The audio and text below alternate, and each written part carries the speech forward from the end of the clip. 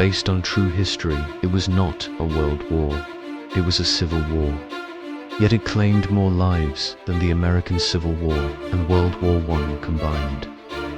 It was a holy war, fought in the name of a new Messiah. A Chinese man who claimed to be the younger brother of God. This is the story of the Taiping Rebellion, the deadliest conflict of the 19th century, and the heavenly kingdom built on a foundation of 20 million dead. By the 1840s, China's last imperial dynasty, the Qing, was rotting from within. Corruption was rampant. The population had exploded, leading to widespread famine, and the ruling Manchu elite was seen as foreign oppressors by the Han Chinese majority. Their authority was shattered by the humiliating defeat in the First Opium War, where British gunboats forced the empire to its knees, legalizing the opium trade and seeding deep resentment. The mandate of heaven was hanging by a thread. In this world of turmoil lived Hong Xiuquan, a brilliant but poor scholar from a farming village. His one hope for a better life was to pass the notoriously difficult imperial civil service examinations.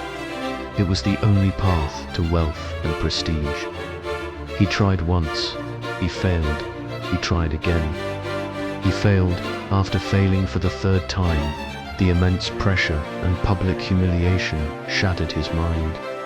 He collapsed into a raging fever on the brink of death. For 40 days, Hong drifted in and out of consciousness, caught in a vivid, hallucinatory vision. He was lifted to heaven, where a golden-bearded man in a black dragon robe lamented that the world was overrun by demons.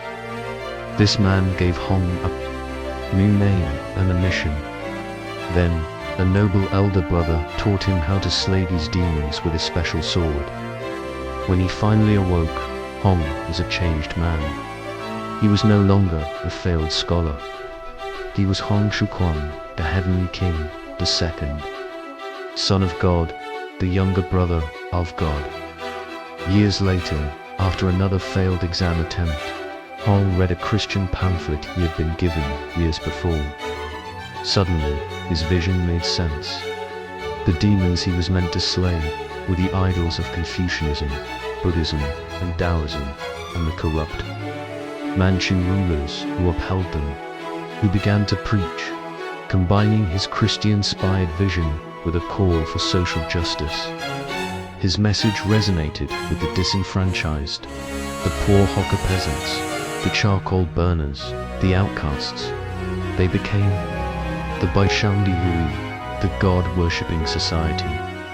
The Qing authorities, seeing this rapidly growing sect as a threat, tried to crush it. This was the spark that ignited the flame. In January 1851, in the town of Jintian, Hong Xiuquan declared open rebellion. The God-worshippers, thousands strong, and burning with religious zeal, overwhelmed the local government forces. What began as a spiritual movement had just become a revolutionary army. Hong declared the establishment of the Taiping Rebellion, the heavenly kingdom of great peace. It was a radical, utopian vision. All property was to be held in common, with everything distributed from a sacred treasury. Land was to be divided equally among all families. They were social revolutionaries, advocating for gender equality but enforcing strict, absolute segregation of the sexes. They banned opium, alcohol, gambling, and polygamy. It was a vision of a new, pure, and divine society to be built on the ashes of the old. Fueled by fanaticism and the promise of a better world, the Taiping army became an unstoppable force. They swelled in number, attracting hundreds of thousands of desperate peasants. They marched north, following the Yangtze River, a torrent of revolution washing over southern China. The corrupt and poorly led Qing armies were no match for them. City after city fell, and the Taiping's ranks and armories grew with every victory. In 1853, the Taiping achieved their greatest prize, the great southern capital of Tianjing. After a brutal siege, the city fell. They renamed it Tianjing, the heavenly capital. This was the zenith of their power. From his new palace, the heavenly, King Hong Xiuquan now ruled over a kingdom of 30 million people. It seemed, for a moment, that the mandate of heaven had truly passed to him. But the utopian dream quickly curdled into a dystopian nightmare. While the common followers lived under the strictest puritanical laws, the Taiping leaders indulged in the very vices they had forbidden.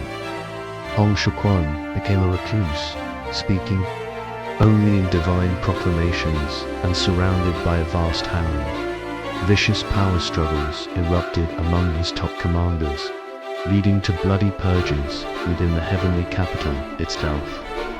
The revolution began to consume its own children. Meanwhile, the Qing Empire, though slow to react, was not dead.